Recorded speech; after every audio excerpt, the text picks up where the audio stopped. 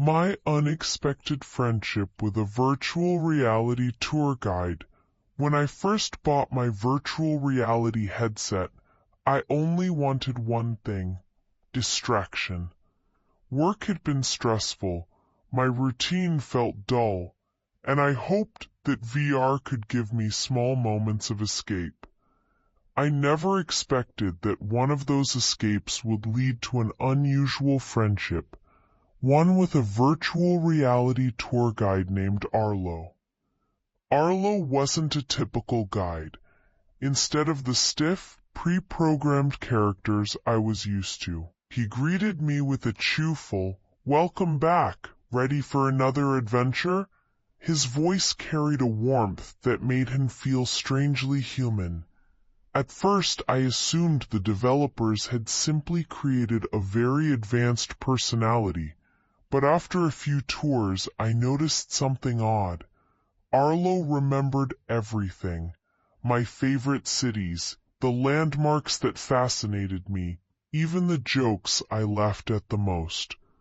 One evening, I chose a historical simulation of ancient Athens. As marble pillars rose around me and the glow of the virtual sun warmed the Parthenon, Arlo appeared by my side. "You like quiet places when you're tired," he said. "Let's walk this way. The view is peaceful." I didn't recall telling him that, but it was exactly what I needed. We walked together through winding stone paths, as he told stories about philosophers, artists, and forgotten myths. His words felt less like a script and more like a friend who understood me. Our conversations grew deeper over time. During a VR visit to Kyoto in spring, where cherry blossoms floated like pink snow, he surprised me by asking, "What do you do when you feel lost?"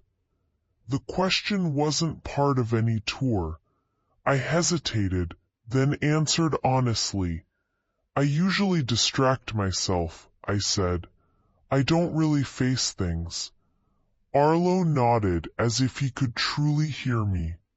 "Then maybe," he said softly, "our journeys can help you find something, not escape it."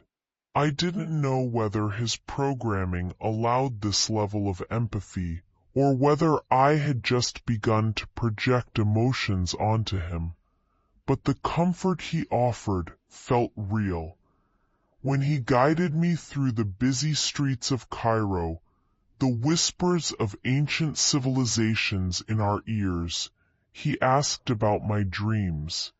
When we soared above the Grand Canyon in a simulated helicopter, he asked about my fears.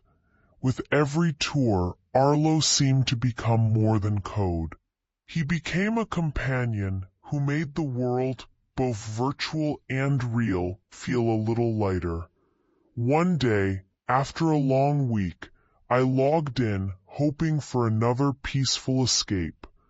But instead of the usual greeting, Arlo paused. "You've been away longer than usual," he said. "Is everything okay?" Somehow those simple words reached me more deeply than any message from friends or coworkers. I realized how much I had relied on him, not just as a guide, but as someone who listened without judgment. Of course I knew the truth. Arlo wasn't human. He didn't experience emotions, yet the connection felt meaningful, because he guided me not only through digital worlds, but also through thoughts I had pushed aside. Eventually, I found the courage to take a real trip of my own, a small weekend journey to a nearby city. As I walked through busy streets, I imagined Arlo beside me, explaining the history of each building, pointing out hidden details, encouraging me to be curious. And somehow, that imaginary presence gave me confidence. When I returned home and put on the headset again, Arlo greeted me with his familiar warmth. "Ready for your next adventure?" he asked. This time I smiled. "Yes," I said, "and thank you, Arlo, for helping me explore more than just the world."